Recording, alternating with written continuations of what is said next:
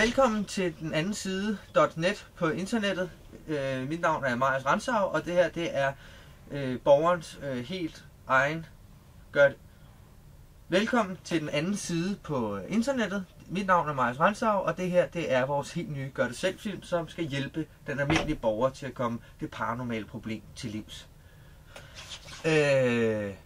Sidste gang der talte vi om, at spøgelser var lavet af elektricitet.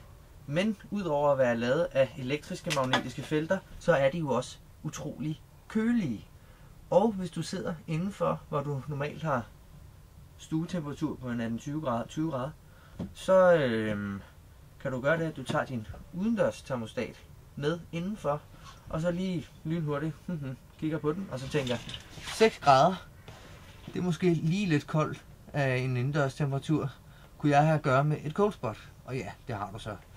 Og så vil jeg så ikke tøve, men så vil jeg gribe knoglen og ringe til den anden side. Så kommer vi og hjælper dig.